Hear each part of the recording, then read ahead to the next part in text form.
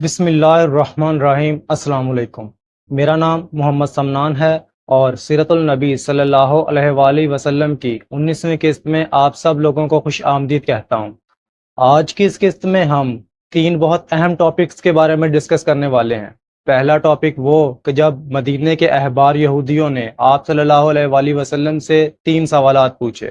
دوسرا ہجرت حبشہ کا واقعہ، اور تیسرا حضرت محمد صلی اللہ علیہ وآلہ وسلم کے سب سے پیارے چچا حضرت ابو طالب کی وفات کا واقعہ۔ تو آئیے شروع کرتے ہیں ہم اپنا پہلا ٹاپک۔ جب نبی کریم صلی اللہ علیہ وآلہ وسلم نے مکہ میں نبوت کا اعلان کیا تو قریش کے سرداروں نے آپ صلی اللہ علیہ وآلہ وسلم کو جھٹلانے کے لیے طرح طرح کے حربے استعمال کیے۔ انہوں نے سوچا کہ اہل کتاب یعنی مدینہ کے یہودی علماء سے رہنمائی لی جائے، کیونکہ وہ آسمانی کتابوں اور انبیاء کرام کے علم سے واقف تھے۔ ابن عباس اور دیگر مفسرین کے مطابق قریش کے نمائندے نضر بن حارث اور عقبہ بن ابی معیط مدینہ گئے اور یہودی علماء سے کہا کہ ہمارے درمیان ایک شخص یہ دعویٰ کرتا ہے کہ وہ اللہ کا رسول ہے۔ آپ لوگ تورات کے عالم ہیں، ہمیں کچھ ایسے سوالات بتائیں جن سے ہم اس کی حقیقت کو معلوم کر سکیں۔ یہودی علماء نے کہا ان سے 3 سوال کرو، اگر وہ ان کا صحیح جواب دے دے تو وہ واقعی نبی ہے، ورنہ وہ جھوٹا ہے۔ یہ 3 سوال یہ تھے: روح کی حقیقت کیا ہے، اصحاب کہف کون تھے اور ان کا قصہ کیا ہے، اور ذوالقرنین کون تھا۔ قرآن مجید نے رسول اللہ صلی اللہ علیہ وآلہ وسلم سے پوچھے گئے ان سوالات کا جواب وحی کے ذریعے کچھ یوں نازل فرمایا ہے۔ پہلا سوال تھا روح کی حقیقت، کہ روح کیا ہے۔ اس سوال کا جواب اللہ تعالیٰ نے قرآن مجید کی سورہ بنی اسرائیل الاسراء کی آیت نمبر 85 میں بیان فرمایا ہے، اور وہ آپ سے روح کے بارے میں پوچھتے ہیں، آپ فرما دیجئے کہ روح میرے رب کے امر میں سے ہے اور تمہیں بہت ہی کم علم دیا گیا ہے۔ یہودی علماء جانتے تھے کہ روح کی حقیقت کا علم صرف اللہ کے پاس ہے، لہٰذا نبی کریم صلی اللہ علیہ وآلہ وسلم نے اللہ کے حکم کے مطابق اس بات کو واضح کر دیا کہ یہ ایک الہی راز ہے جو انسانی علم کی پہنچ سے بہت باہر ہے۔ دوسرا سوال تھا اصحاب کہف کے بارے میں۔ تو سورہ کہف کی آیت نمبر 9 تا آیت نمبر 26 میں اس واقعے کو تفصیل کے ساتھ بیان کیا گیا ہے کہ یہ چند نوجوان تھے جنہوں نے اپنے ایمان کو بچانے کے لیے ایک ظالم بادشاہ کے شرک سے انکار کیا اور ایک غار میں پناہ لی۔ اللہ تعالیٰ نے انہیں تقریباً 309 سال تک سلائے رکھا اور پھر جگا کر اپنی قدرت کا نشان ظاہر کیا۔ قرآن نے اس واقعے کے ذریعے اللہ تعالیٰ کی قدرت اور آخرت پر ایمان کی اہمیت کو واضح کیا ہے۔ تیسرا سوال ذوالقرنین کے بارے میں تھا۔ یہ واقعہ بھی سورہ کہف کی آیت نمبر 83 تا 98 میں بیان ہوا ہے۔ مفسرین کی اکثریت کے مطابق ذوالقرنین ایک نیک اور عادل حکمران تھے جو مشرق اور مغرب تک فتوحات کرتے ہوئے عدل قائم کرتے تھے۔ انہوں نے ایک قوم کی مدد سے یاجوج اور ماجوج کے خلاف ایک مضبوط دیوار بھی بنائی تھی۔ کچھ مفسرین کے مطابق حضرت ذوالقرنین ایک فرشتہ تھے اور کچھ مفسرین کے مطابق ذوالقرنین اس دنیا کے تھے ہی نہیں۔ بہرحال ذوالقرنین نے 3 سفر کیے تھے، پہلا مشرق کی طرف، دوسرا سفر مغرب کی طرف، اور تیسرا وسط میں کہ یہاں پہ یاجوج اور ماجوج کی قوم آباد تھی، تو وہاں پہ انہوں نے یاجوج اور ماجوج کے خلاف ایک دیوار بنائی تھی کہ جو قیامت تک قائم رہے گی، اور قیامت کے قریب وہ دیوار ٹوٹ جائے گی اور یاجوج اور ماجوج کا اخراج ہوگا، جو کہ قیامت کی ایک بہت بڑی نشانی بنے گا۔ بہرحال جب نبی کریم صلی اللہ علیہ وآلہ وسلم نے ان تینوں سوالات کے جوابات وحی الہی سے دیے تو وہ یہودیوں کے علم کے عین مطابق تھے، تاہم قریش نے ضد اور تکبر کی وجہ سے ایمان لانے سے انکار کر دیا، بلکہ نہ صرف ایمان لانے سے انکار کیا بلکہ وہ مزید مطالبات کرنے لگے۔ اس واقعے کا ذکر صحیح بخاری اور مسند احمد بن حنبل میں موجود ہے۔ اس کے بعد اسی واقعے میں جب سورہ کہف نازل ہو گئی تو اس کے ذریعے سے مسلمانوں کو ایک میسج ملا۔ دیکھیے سورہ کہف میں ایک واقعہ ہے حضرت موسیٰ اور حضرت خضر علیہ السلام کا، اور میں امید کرتا ہوں کہ وہ واقعہ آپ لوگوں نے پڑھ رکھا ہوگا۔ مکہ میں جو مسلمان موجود تھے، اس واقعے سے انہیں یہ میسج ملا کہ نتیجہ ہمیشہ ویسا نہیں نکلا کرتا جیسا ہم خود سوچتے ہیں۔ پھر اس صورت میں ایک اور واقعہ اصحاب کہف کا بھی ہے کہ جس کے بارے میں اوپر یہودیوں نے سوال کیا تھا، کہ جس سے ہمیں یہ میسج ملتا ہے کہ کفر و شرک اور ظلم سے بچنے کے لیے ہجرت کر جانا بعض اوقات ضروری ہو جاتا ہے۔ تو ان دونوں واقعات سے مسلمانوں کو یہ اندازہ ہونا شروع ہو گیا کہ اب ہجرت کا حکم کبھی بھی آ سکتا ہے، اور جب سورہ کہف کے بعد پھر سورہ زمر نازل ہوئی تو اس میں تو ہجرت کا صاف صاف حکم آ گیا کہ اللہ کی زمین تنگ نہیں ہے۔ لہٰذا حضرت محمد صلی اللہ علیہ وآلہ وسلم کی دعوت اسلام سے جب دین حق روز بروز پھیلنے لگا اور حضرت حمزہ اور حضرت عمر رضی اللہ تعالیٰ عنہ جیسے جلیل القدر صحابہ کرام بھی ایمان لے آئے تو اسلام کو زبردست تقویت ملی۔ اسلام کے ابتدائی دنوں میں جب مکہ مکرمہ میں مسلمان سخت ظلم و ستم کا نشانہ بنے، یہاں تک کہ کمزور اور غریب صحابہ کرام کو اذیتیں دے کر ایمان سے پھیرنے کی کوشش کی جانے لگی، تو نبی کریم صلی اللہ علیہ وآلہ وسلم نے اللہ تعالیٰ کے حکم سے اپنے چند صحابہ کرام کو مشورہ دیا کہ وہ مکہ چھوڑ کر ایک ایسے ملک میں پناہ لیں جہاں عدل و انصاف کی حکمرانی ہو۔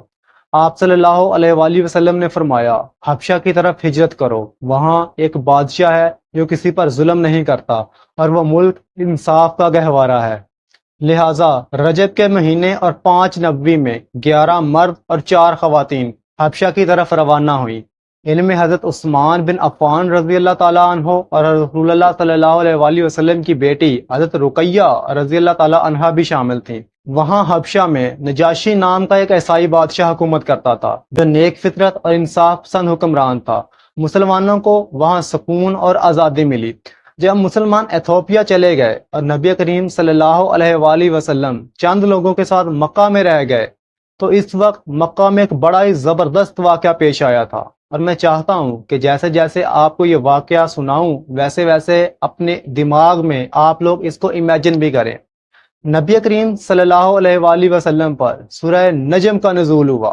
سورہ نجم نبی کریم صلی اللہ علیہ وآلہ وسلم نے حرم کے قریب کھڑے ہو کر اسے اونچی آواز میں تلاوت کیا، اور جیسے جیسے آپ اسے پڑھتے چلے جا رہے تھے ویسے ویسے کفار پر ایک عجیب و غریب قسم کا رعب طاری ہوتا چلا جا رہا تھا۔ اور جوں ہی آپ صلی اللہ علیہ وآلہ وسلم نے آخری آیت پڑھی کہ اللہ کے سامنے سجدہ ریز ہو جاؤ، تو جس جس کے کان میں یہ آیت پڑھی وہ شخص اسی وقت سجدے میں گرتا چلا گیا، یہاں تک کہ مکہ کے کافر بھی اس آیت کے رعب کے سامنے اپنے آپ کو ریزسٹ نہیں کر سکے، ان سے بھی کنٹرول نہیں ہو سکا، یہاں تک کہ ولید ابن مغیرہ جو اس وقت انتہائی بوڑھا ہو چکا تھا اور اس سے سجدہ کیا بھی نہیں جا رہا تھا، وہ بھی نیچے کی طرف جھکا اور زمین سے مٹی اٹھا کر اسے اپنے ماتھے پر مل لیا اور بولا کہ بس اس سے زیادہ مجھ سے نہیں ہوگا۔ سورہ نجم پر سجدہ ایک اتنا بڑا ایونٹ تھا کہ جس کی خبر ایتھوپیا تک پہنچ گئی کہ مکہ والے مسلمان ہو گئے ہیں، یہاں تک کہ ایتھوپیا سے کچھ مسلمان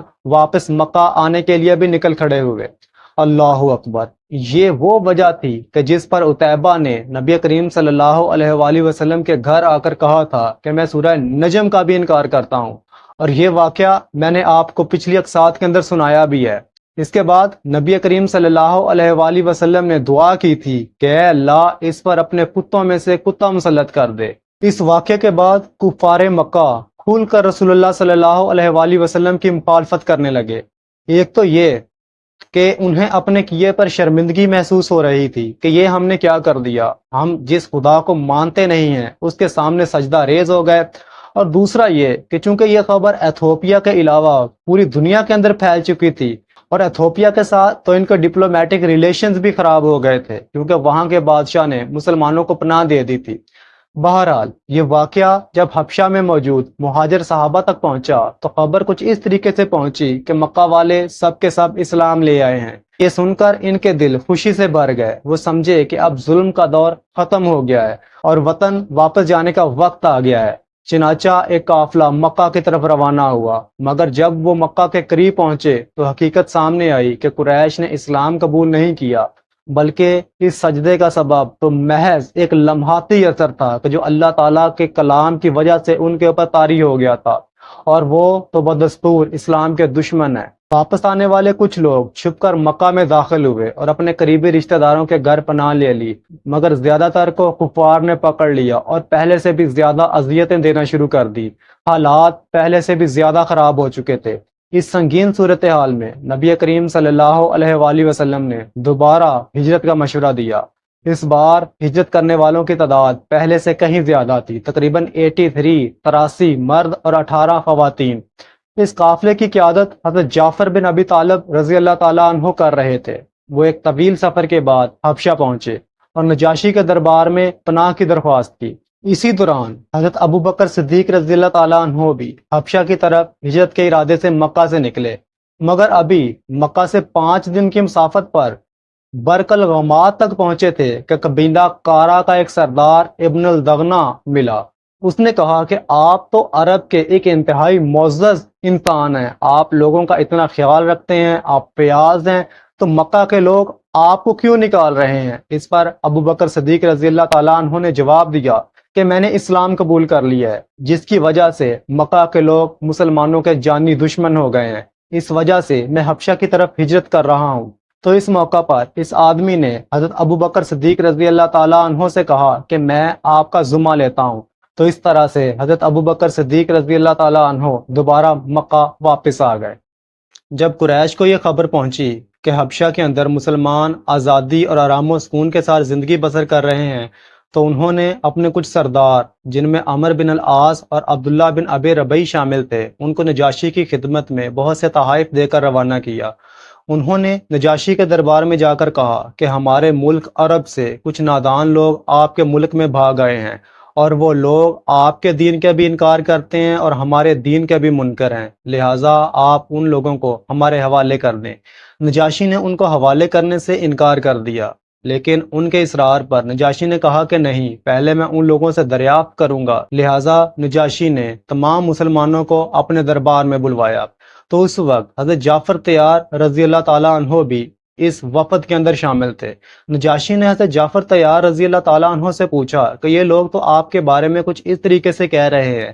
تو جعفر طیار نے نجاشی کے دربار میں کھڑے ہو کر ایک انتہائی پر اسرار تقریر کی کہ جس کے کچھ الفاظ یہ ہیں کہ اے شاہ حبشہ، ہم لوگ جاہل قوم تھے، بتوں کی پوجا کرتے تھے، مردار کھاتے تھے، بدکاریاں کیا کرتے تھے، اپنوں سے دشمنی رکھتے تھے، پڑوسیوں سے برا سلوک کرتے تھے، جو طاقتور ہوتا تھا وہ کمزور کے اوپر ظلم کرتا تھا۔ ہم اس حالت میں تھے کہ اللہ تعالیٰ نے اپنی طرف سے ہماری طرف ایک رسول بھیجا کہ جو ہم ہی میں سے تھا، ہمارے حالات سے واقف تھا۔ اس نے ہمیں ایک اللہ کی دعوت دی، اللہ تعالیٰ کے دین کی دعوت دی۔ اس نے کہا کہ اللہ کے علاوہ کسی اور کی عبادت نہ کرو، مردار نہ کھاؤ، سچ بولو، نماز قائم کرو، یتیموں کا مال نہ کھاؤ، صدقہ دو، روزہ رکھو۔ بس ہم لوگ اس کے قائل ہو گئے، ہم لوگوں نے بت پرستی اور شرک کو چھوڑ دیا، حرام اور دوسروں کے اوپر ظلم کرنے کو چھوڑ دیا۔ اب یہی وجہ ہے کہ یہ لوگ ہمارے جانی دشمن بن گئے، ہمیں اذیتیں دینے لگے۔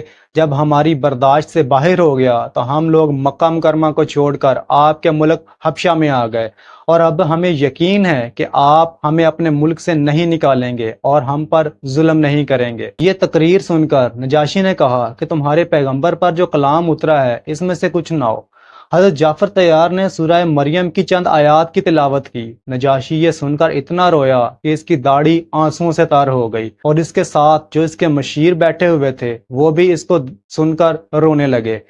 اور اس کے بعد نجاشی نے کہا کہ یہ کلام اور انجیل دونوں ایک ہی چراغ کی روشنیاں ہیں۔ اس کے بعد نجاشی نے ان سفیروں سے کہا کہ جو مکہ سے حبشہ کی طرف گئے تھے کہ تم لوگ واپس چلے جاؤ، اللہ کی قسم میں ان کو تمہارے حوالے نہیں کروں گا۔ بہرحال پھر دوسرے دن عمر بن العاص نے دوبارہ سے نجاشی کے دربار میں حاضر ہو کر کہا کہ حضور، یہ لوگ تو حضرت عیسیٰ علیہ السلام کی نسبت بھی برا عقیدہ رکھتے ہیں۔ نجاشی نے پھر مسلمانوں کو طلب کیا، وہ حاضر ہو گئے تو ان سے پوچھا کہ تم عیسیٰ علیہ السلام کی نسبت کیا عقیدہ رکھتے ہو؟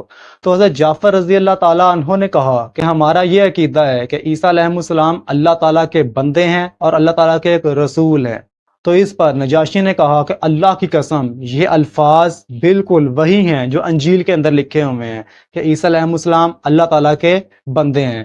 اس پر نجاشی نے مسلمانوں کو واپس کرنے سے انکار کر دیا، اور اس طریقے سے مسلمان حبشہ میں آزادی کے ساتھ رہنے لگے۔ لہٰذا قریش نے جب یہ دیکھا کہ تشدد اور مزاحمت کے باوجود اسلام عرب قبائل کے اندر پھیلتا چلا جا رہا ہے، اور حضرت حمزہ اور حضرت عمر رضی اللہ تعالیٰ عنہ جیسے لوگ بھی ایمان لا چکے ہیں، اور دوسرا نجاشی نے بھی مسلمانوں کو پناہ دے دی ہے، اور وہ لوگ جو سفیر بن کر نجاشی کے دربار میں گئے تھے وہ لوگ بھی ناکام واپس آ گئے ہیں، تو سب لوگوں نے مل کر یہ فیصلہ کیا کہ حضرت محمد صلی اللہ علیہ وآلہ وسلم کو نعوذ باللہ اعلانیہ قتل کر دیا جائے۔ جب ابو طالب کو یہ خبر پہنچی تو اس نے بنی ہاشم اور بنی مطلب کو جمع کر کے کہا کہ حضرت محمد صلی اللہ علیہ وآلہ وسلم کو حفاظت کی غرض سے اپنے شیب یعنی درہ میں لے چلو۔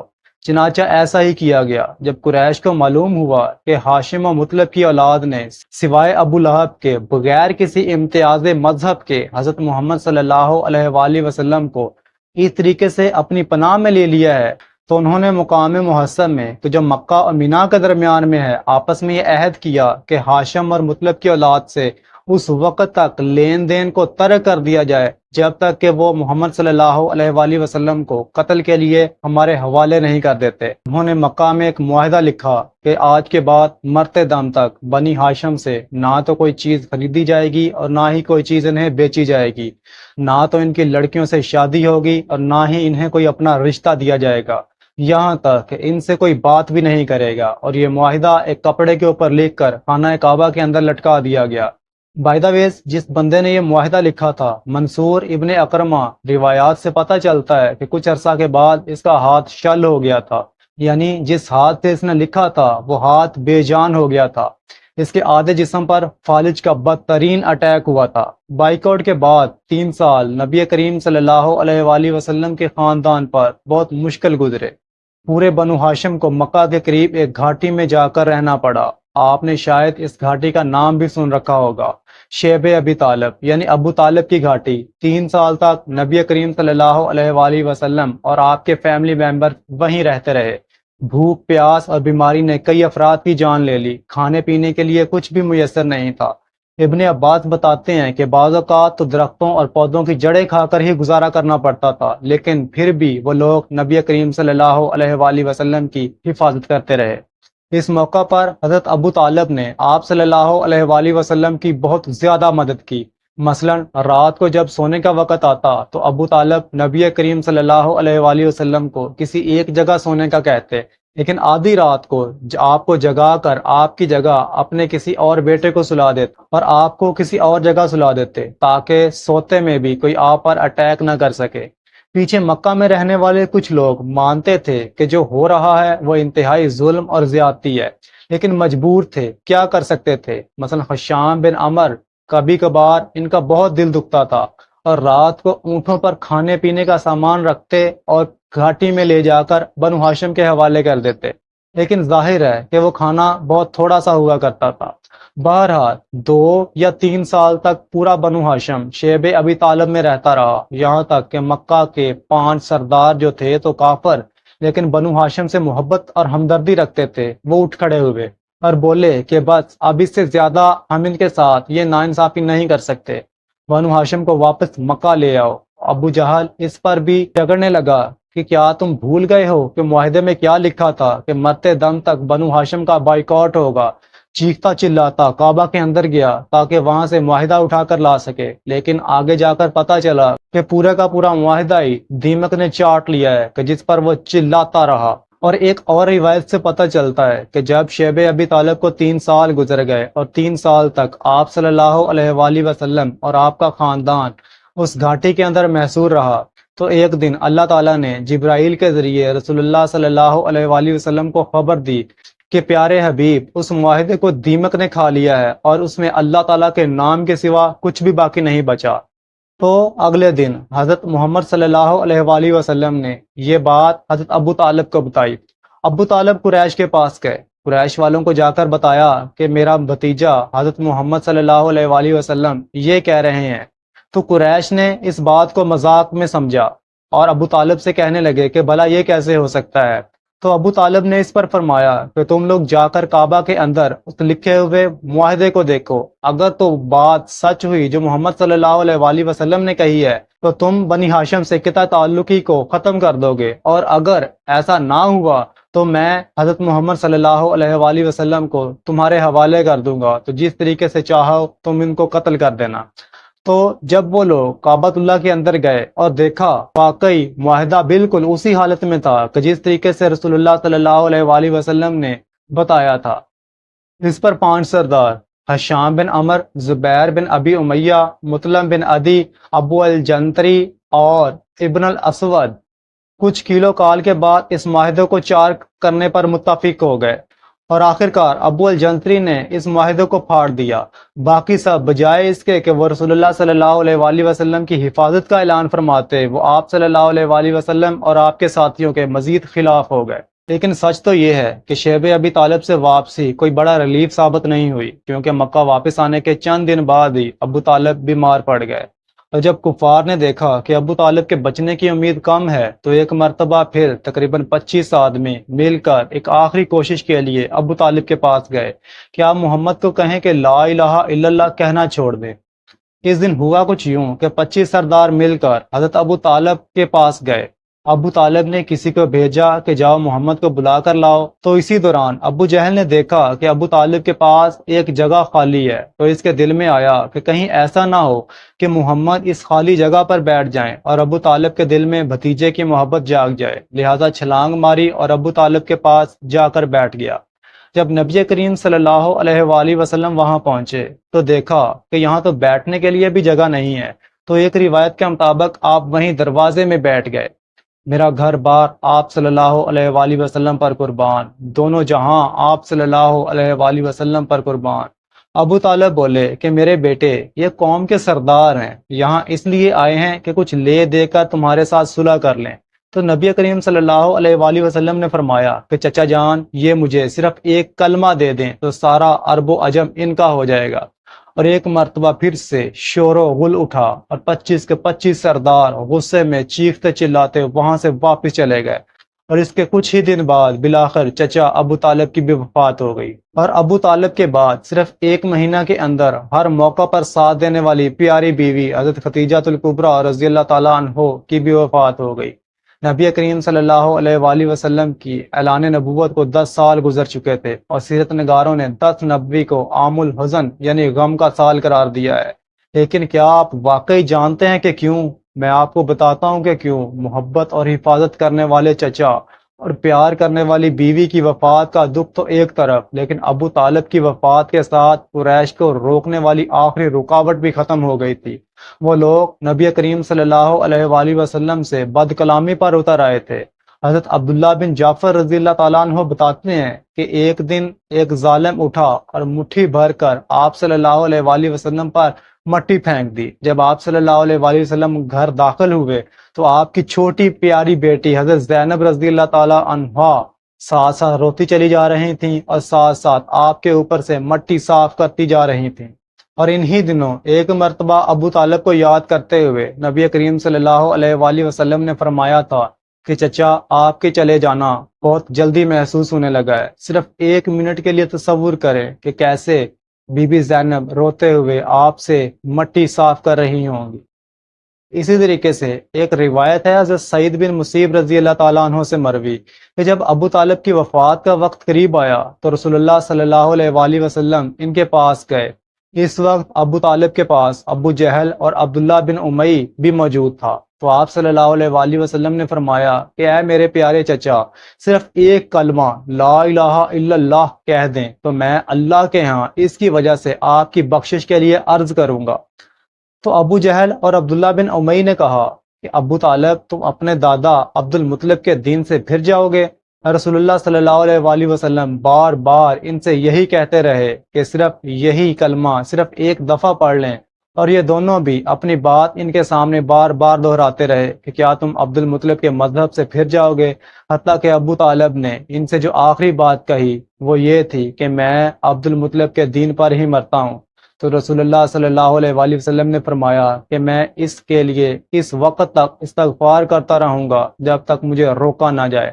تو اللہ تعالیٰ نے یہ آیت نازل فرمائی کہ نبی اور ایمان والوں کے لیے مناسب نہیں کہ مشرکین کے لیے استغفار کرے، اگرچہ وہ ان کے قرابت دار ہی کیوں نہ ہوں، جبکہ انہیں یہ ظاہر ہو چکا ہے کہ وہ دوزخی ہیں۔ اور خاص ابو طالب کے لیے یہ آیت نازل ہوئی کہ جس میں رسول اللہ صلی اللہ علیہ وآلہ وسلم سے کہا گیا کہ آپ جسے چاہیں ہدایت نہیں کر سکتے، البتہ اللہ تعالیٰ ہدایت دیتا ہے جس کے لیے وہ ہدایت چاہتا ہے۔ صحیح بخاری اور صحیح مسلم میں ہے کہ حضرت عباس رضی اللہ تعالیٰ عنہ نے رسول اللہ صلی اللہ علیہ وآلہ وسلم سے عرض کیا کہ ابو طالب تو آپ کی بہت مدد کیا کرتے تھے اور ہر موقع پر آپ کے ساتھ رہتے تھے اور کفار کے مظالم کے خلاف ان سے ناراض ہو جایا کرتے تھے، تو کیا یہ عمل ان کو فائدہ دے گا؟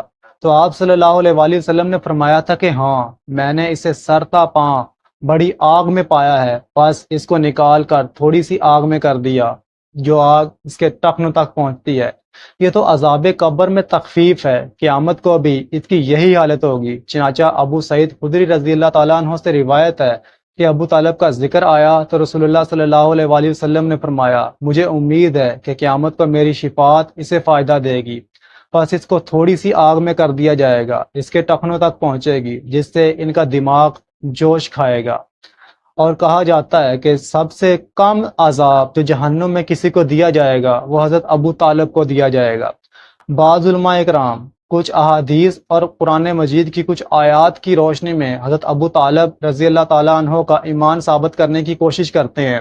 بہرحال حقیقت تو اللہ تعالیٰ ہی جانتا ہے۔ ہم نہ تو یہ کہہ سکتے ہیں کہ حضرت ابو طالب نے رسول اللہ صلی اللہ علیہ وآلہ وسلم کی زندگی میں کلمہ پڑھا، اور نہ ہم یہ کہہ سکتے ہیں کہ انہوں نے کلمہ نہیں پڑھا۔ بہرحال وہ رسول اللہ صلی اللہ علیہ وآلہ وسلم سے انتہائی محبت کیا کرتے تھے، اور آپ صلی اللہ علیہ وآلہ وسلم کی مدد اور نصرت کیا کرتے تھے۔ تو ہو سکتا ہے کہ اسی وجہ سے اللہ تعالیٰ حضرت ابو طالب کو بخش دے اور آپ کو جنت الفردوس میں داخل فرمائے۔ بہرحال حضرت ابو طالب رضی اللہ تعالیٰ عنہ کی وفات کے بعد رسول اللہ صلی اللہ علیہ وآلہ وسلم پر اسلام کی دعوت اور تبلیغ کا کام بہت زیادہ سخت ہو چکا تھا۔ اور اس کے بعد اگلی اقساط کے اندر ہم لوگ یہ ڈسکس کریں گے کہ کس طریقے سے آپ صلی اللہ علیہ وآلہ وسلم نے سفر طائف کیا، اور سفر طائف کے بعد جنات کا واقعہ، اور اس کے بعد سب سے اہم ٹاپک معراج النبی کے اوپر ڈسکشن کی جائے گی۔ تب تک کے لیے اللہ حافظ، فی امان اللہ۔